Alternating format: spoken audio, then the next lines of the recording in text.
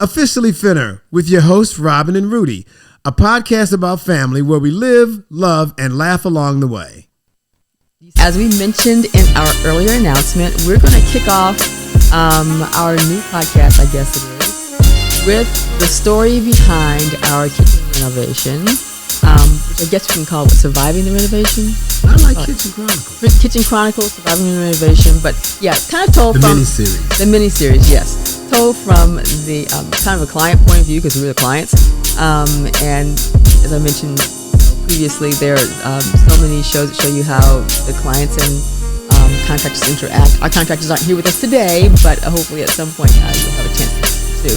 But anyway, we just thought we'd start by talking about why we did this whole thing. This is a huge project for us. It's the biggest project. We've been in our house almost 30 years, and this, I guess, is the biggest project that we've undertaken, although we have done smaller scale, upgrades over the years.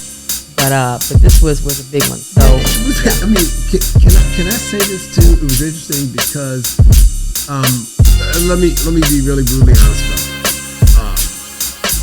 I grew up in the city. I grew up with a number of people in a small apartment. I grew up on a diet of food that probably isn't the first choice for most people. Those details I'll spare you. But I learned to live in almost any conditions and be incredibly happy. And I'm blessed to be a happy person. So this whole concept was like, what's wrong with the kitchen we got? Right? And it was right. It was way over my head. Right? I mean, and I'm just going to be honest. And I don't think that's unusual. The one thing that we don't have counseling on when we are considering getting married is pretty much everything. Right. So there's so many life topics that don't come up. And when it comes to a kitchen renovation, nobody in your marriage counseling talked about a kitchen renovation. The kitchen renovation to me is get a new pot. A kitchen renovation to you is rip it apart and start from scratch. But you know why that is? Because I spend time in the kitchen cooking. Well, and that's interesting. And we talk about this. We talk about this. I'm preparing. I'm planning. When we're doing something in the kitchen, every now and then she will blurt out, a guy did this. A guy came up with this plan. Now that's the grocery store. Oh, grocery store too. But the point is, and I think she's actually, man, this is so much so boxy and so deeper than it should go. But the reality of it is that what I'm trying to say is that is what diversity is about.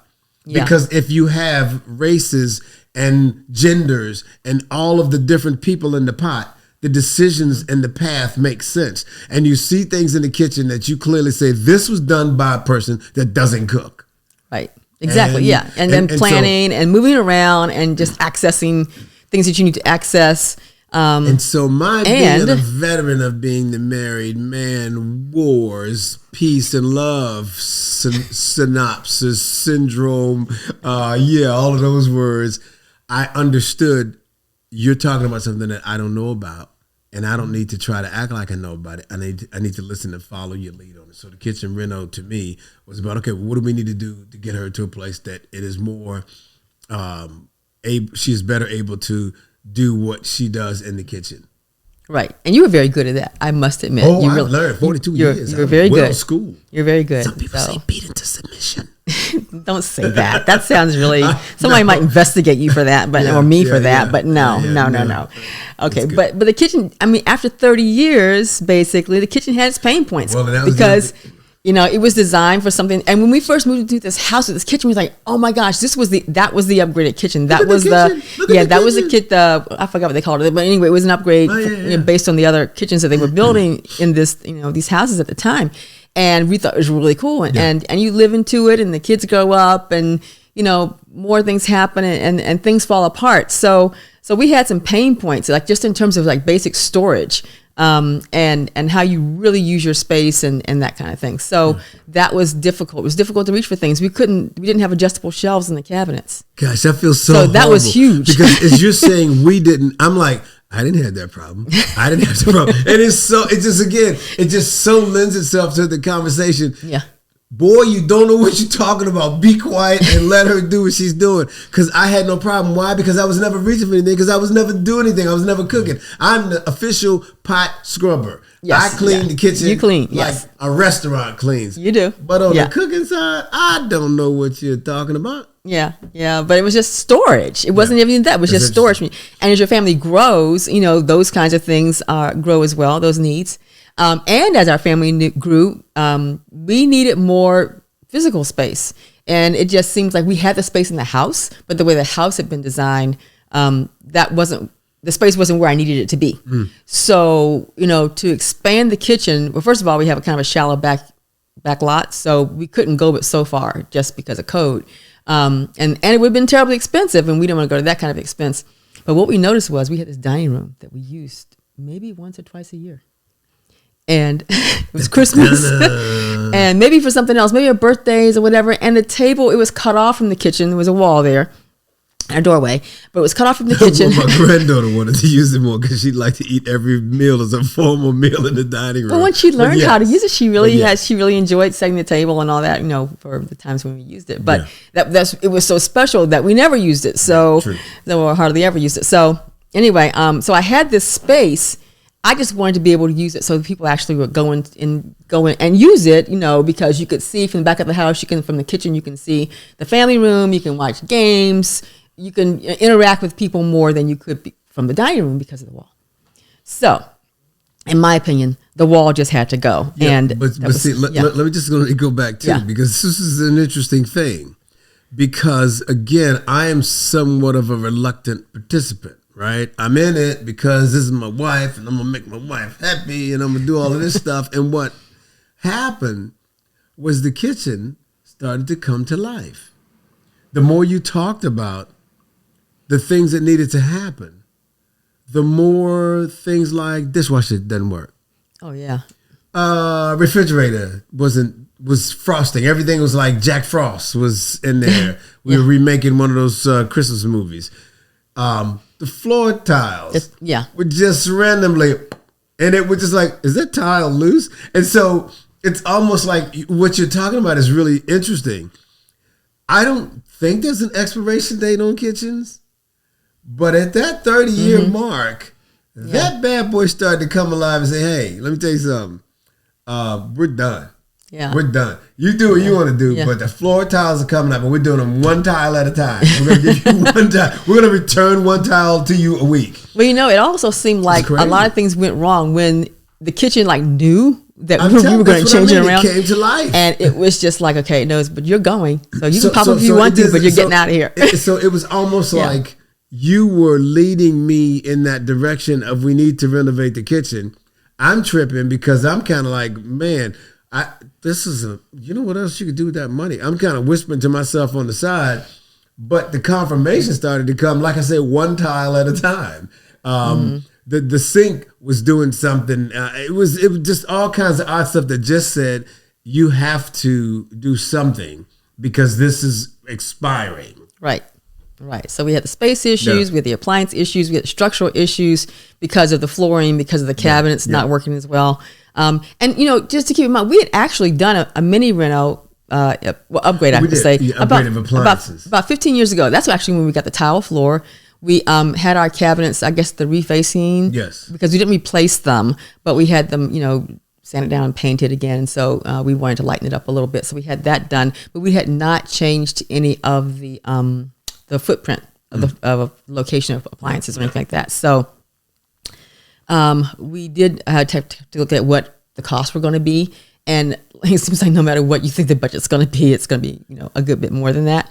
And you wind up adjusting because, one thing honestly begets another. Sure. And when you really look at that, you look at your lighting, you look at your power and what you really want in your kitchen, because at that point, when we got ready to do this reno, we didn't want the same footprint anymore. We had kind of this So you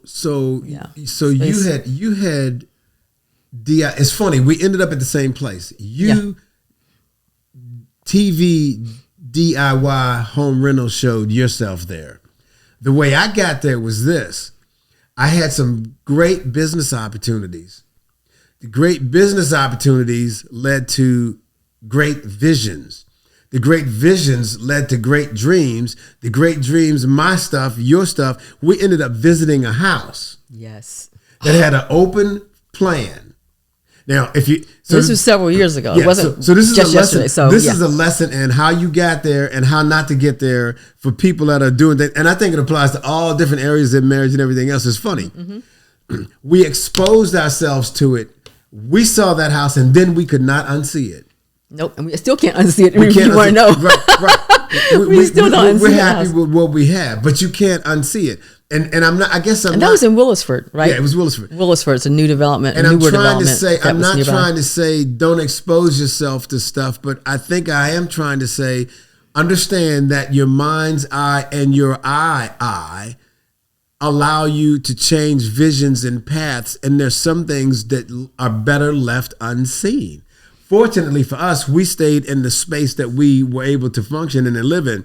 But there are a lot of things inside and out of the topics of kitchen that you just don't need to see. Because once you see it, you can't think that way anymore. You can't see, you're not seeing it. You're seeing it different, and you can't undo it. And at times it leads down a bad path. And in this time it was a good kind of scenario. Well, I think, yeah, to your point, I think that actually seeing those things is really inspiration. Absolutely. And so you start making that list of what it is you'd like to have. Absolutely. And Yes. as Full fact. it came down to it, it was very helpful because I wound up getting a lot of things that I wanted that were kind of inspired by that. Yeah. So I don't. And I think it's things in that we didn't get that we easily and comfortably can live without. Yeah, exactly. But it did expand your thinking, and it just moved it to a different place. So yeah, absolutely. Right. But that's a side story. I had written a note to myself. Yeah. And we came down to relocate. Yeah. Versus renovate. Right. Yeah. Yeah. And I remember saying, it's funny because I remember now how I got here. Yeah, love it or list it. I remember saying, I know where I am now. Mm-hmm.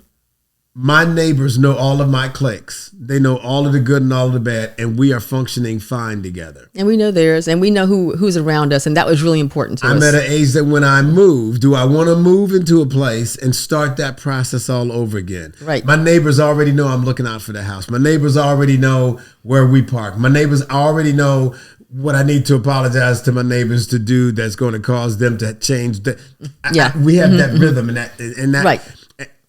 And just the expense mentally and cost of relocating. Oh yeah, that's a tremendous definitely. expense. Yeah. And I'm and everything is growing up around us too. Because when we first moved out here to Ashburn, I mean, gosh, there were cows down the street. You couldn't get anywhere. Cows, horses, but chicken, all that, yeah. But now we are in an area that's so super convenient to everything almost that we want to do. Right. And that's really all under the heading really of great. relocating. Yes. And if I do I really want to give that up? And she's not, but I'm 63. And at 63 years old, if I got married at 10, and I'm 52 then. Right? Relocating is kind of like, that's unimaginable to me at this point in my life. It's a matter of renovating and changing what I have. Right. So we decided for those reasons that we were definitely going to stay here where we are and where we've lived for all these years. So after, kind of coming to the decision that yes, we would move forward together on updating the kitchen in a big way, we had to figure out how to do it. So in talking to different people, I guess I was thinking initially, okay, we kind of figured, but we know a lot of people who do work, on the side and that kind of thing. We can kind of source it ourselves, bring these people in and have them, do it for less. And they do wonderful work. But in the end, doing something this big as a kitchen project was more than what they could do, and especially in a time frame that we could live with, because, we have our daughter and her family live with us, and she had a baby on the way, and I wanted to do it. We were kind of negotiating this time frame about when to do it, and I said, okay, I've got this window. Let's try to make it happen during this time frame. And we ran into. I said those folks work on the side. They work on the weekends. It was going to take them 3 months. We couldn't be without a kitchen for 3 months. So needless to say, my question every 3 days, I'm like, how much? How much? How much? And so the guys that she's talking about, we bring those guys come in and they do some tremendous work for us on a regular basis, things that we need to do to maintain the home. The bigger renovation, when you're getting into things like permits, when you're getting into things like laws and licensing and what the county wants and what this wants, what that wants, we realized we needed to be careful. Yeah. Exactly. And how we selected it. And it's a funny thing. I'm anybody that's watched this for a second or knows me, they know that Robin is the one. Robin is law and order. She's sequence. She's the organizer. I'm Captain Chaos. When the kids are laughing loudest, I'm probably in the middle of it. I am a feeler. And so as we're going through this process and determining who, Robin is looking at people, and I'm strictly like an old school hippie, and I'm just listening to people, and I stand on the sideline, and at times it makes the contractors uncomfortable, but I really need to see her work with them. And that's what I really did. I watched and observed her working with the various people that she talked to, and I just looked at the vibe, the whole flow. How is that flowing? Don't worry about me. I'm good. And a lot of people aren't comfortable with that, but I'm going to tell you twice, and after a while, I got to figure out a way to demonstrate it to you. I'm not the issue in this. How are you interacting with my wife? Because that is who's going to predominantly work with you. And I need to know that she is y'all in the pocket, and that she's comfortable, and she's saying stuff, and you're listening. And if that's not what I'm watching, then I'm out. Yeah. I don't care. I don't care if they built the pyramids. That doesn't make me any difference if they can't come in here and listen to what you're saying. And so that sounds kind of weird, but I think that's because you're talking about a 4-week project, 5-week project. We don't know what the time is, at least 3, 4. I got to have somebody in there because I can't be here every day. But I got to have somebody that you're comfortable with, and every part of them you're comfortable with. Yeah. So it was interesting what we were looking at as we began to review and think and consider those folks. Yeah, yeah.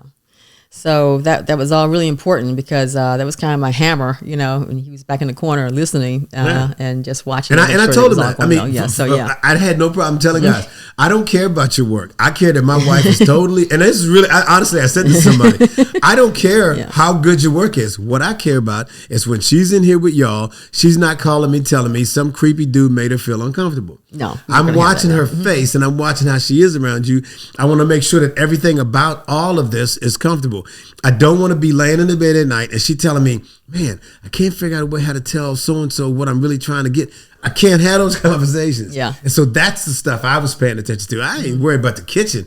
The cabinets, you can get that figured out. You don't need me to help you with a cabinet. Lord knows, these 4,000 shades of white, I don't need to talk about. You got all of that. But what you needed was somebody to watch you, watching you and them in the interaction and the flow, and to make sure that once we start, it's kind of like that trip to Florida.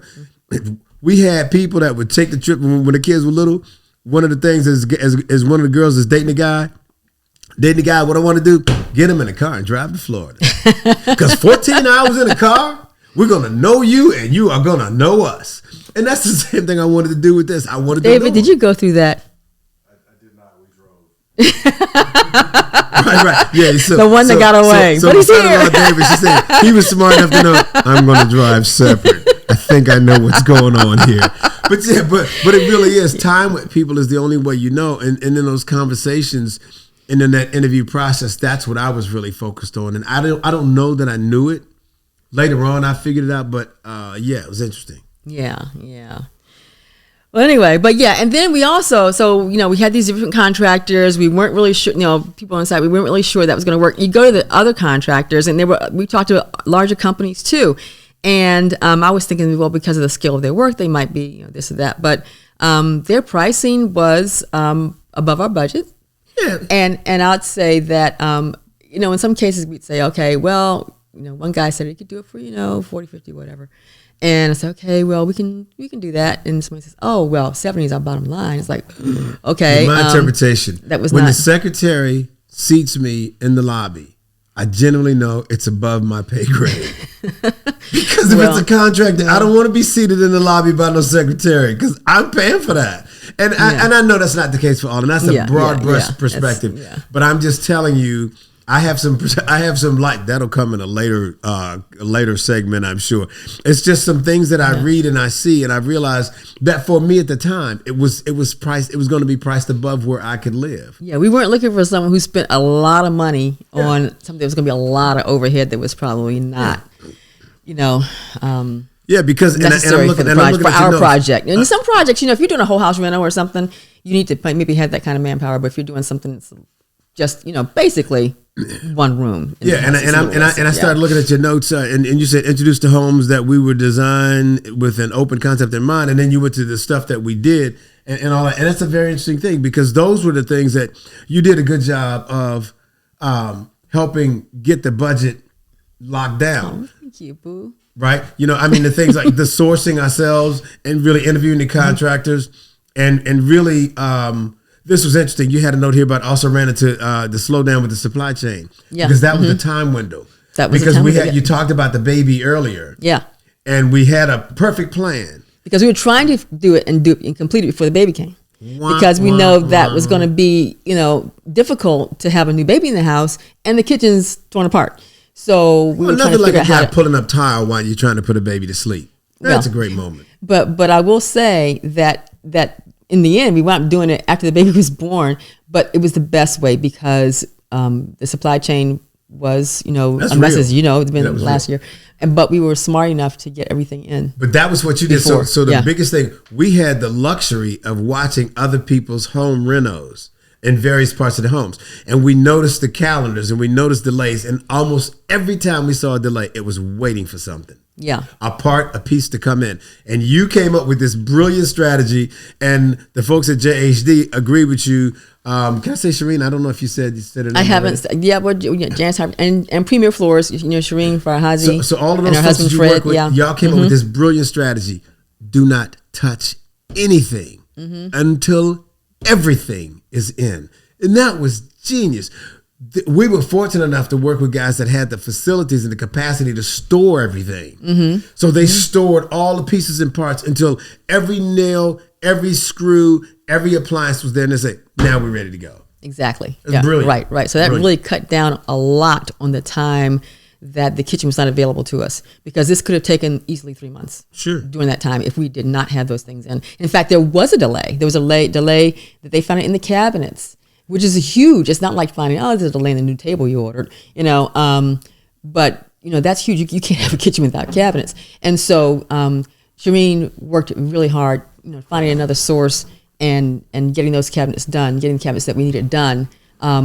Still a little later, but it was, sooner than the other company that was saying, we don't know when we're going to get them in. Yeah. And she sourced locally, which is really smart on her end. Yeah.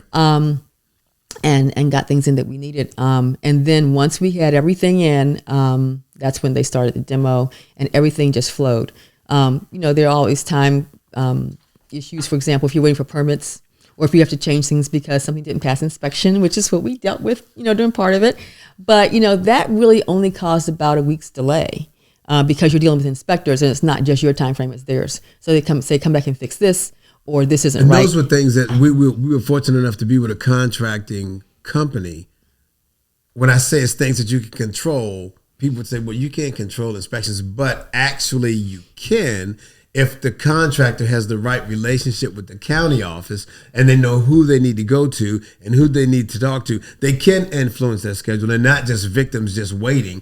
The problem with some people is that there's no relationship with the county office, and so you can't go to the county office and say, hey, listen, this is taking a long time. Can you tell me what I need to do? And blah, blah, blah, blah, blah. And so they had actionable things that they could do in terms of reaching out and working those relationships. And that meant a lot. So it was actually kind of being here also. Yeah. When they came, because I don't want to sound like we were like bribing the county or anything. No. It was not like that. It was just that. I mean, people could hear it and think, hey, what kind of relationship do you need, huh? But I think that that being here and understanding and making those corrections right away. That's a good point. And then the very next day, they could get the inspector to come back out, because and it sometimes worked they did well. it right on the spot, right in front of him. They had one or two things, small things that they could do right there. Oh, you mean to do this? Because the inspector's not going to touch it, even if it's minor. Yeah, they don't have time. They got to move on to the next house. Yeah. So they had a good relationship with the county and understood that process well. Whereas if I had gone to someone who was doing things on the side, that probably would not have been the case. So you know what? I'm sorry, go. I didn't mean to cut you off. No, I was going to say, and those inspections, I will tell you, they're a pain. I mean, they're a pain in terms of, the person comes to your house and they kind of, they're only trying to make sure you don't die. Whatever. Well, it's not and just none that. Of the workers die. No, it's just that. They kind of come in and it's kind of like, okay, yeah, you're one on a list of 25 a day, and this is not inspectors. And I want to watch gas lines moved around without them. And honest, well, no, you don't want that. I mean, you definitely. That was against my point. Was that an explosion? You definitely want those people to come in and do that because they do look out for you. House is gone. But they do. It's God really bless important. them. It's really important. And I'll tell you, we failed a couple of times just because they said, okay, no, this has to be like this. The code had changed. It's all these little things. But in the end, you have to remember they're really looking out for you. And let me go back, because I know you're that, getting ready to wrap here, because we got a lot of stuff to talk about in the segments to come. But I want to emphasize one thing. You mentioned Janice Harvey Designs. Now, I want to be careful about this, because I don't want anybody to sleep on this relationship is not like automatic, and it's not magic. It really is. It really is created with energy and effort. So Robin has a girlfriend who is past a girlfriend. That's a joke way to describe her. She's like one of our people. And they're really close, and they've done some small things together, and their vibe was like tight.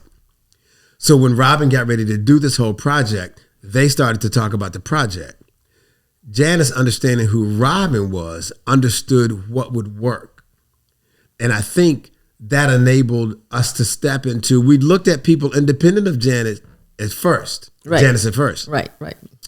And we kind of had a vibe that was like, Well, yeah. Well, Janice does interior design. Right. So, we wouldn't have gone to her necessarily for this initially. Right. But when I was talking to her about it. Yes. And you just through this conversation. And so she helped to create an atmosphere that, and I think the reason I wanted to say that, I want to be careful. I don't know if everybody has that kind of a thing when they do this stuff. Well, she introduced us to Fred and Shireen. I think the word is familial. Familial, yeah. Yeah, it was kind of like, it was like family with Janice, obviously, because she is like a family member to us. But she extended the family branch to this contracting group. And it never felt like contractors. It always felt like it was weird. And I mean, you spent most of the time with them, but my interaction with Shireen and Fred was always kind of like, and I think I always knew that. I can't deal with you if it's just straight business. You can't come in my house for 4 weeks and we just be business every day. Yeah. That's a bad deal.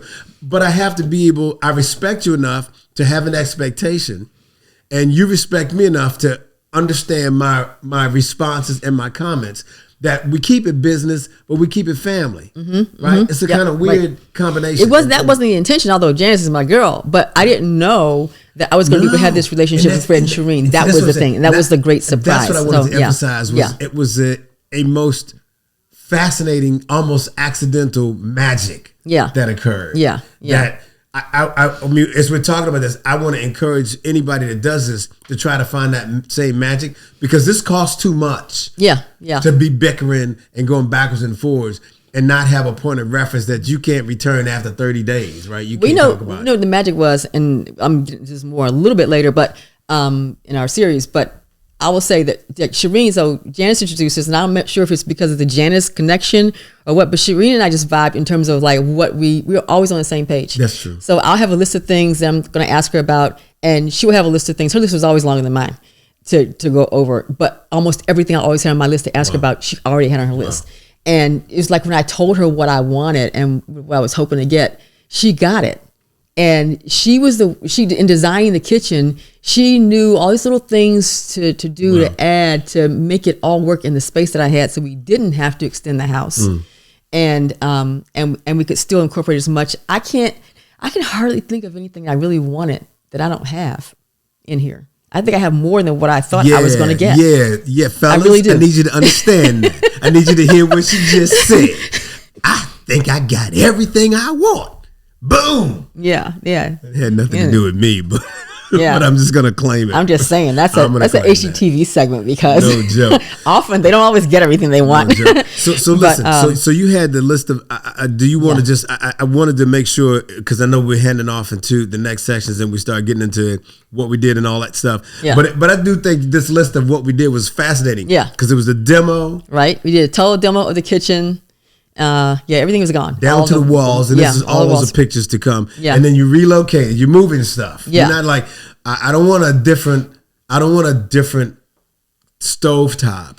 I want it over there. Oh, you're moving. Okay. Yeah, you're moving pipes. You're moving power. You're moving gas. My question with all this is how much? How much is that? So listen, if we use the same gas, and I'm trying to. So if we use the same gas line, wouldn't that be? Nope, can't use Go to that, work. so I'll tell you when you get home. and then you added the island. You wanted a bar sink. Yeah. The pantry just kind of like gut it and just start over. And then the mini mud room and all that stuff. So you had quite an extensive list of things that you wanted to do. Well, actually, I had a list, but she was able, like the mud room and the laundry room, that wasn't my idea. That was her idea. The bar sink, I kind of got an idea from somewhere, and then she said, "Oh, I can do this here, I can do this there," and the storage concepts that she came up with and everything. Wow. She's a genius. Brilliant. Yeah. Brilliant. Okay. Well, anyway, okay. So now you understand what the pain was, where we were, why we did it, kind of how we approached it, and next time we're going to talk about living through it and kind of like what we had to do once everything started. Preparing for the construction. Yes. Because understand at this point, because when we actually started, the baby had been born. And I asked my daughter and my son-in-law, I said, okay, I'm really good with this. And she was so great. She said, yeah, Mom, it's going to be great.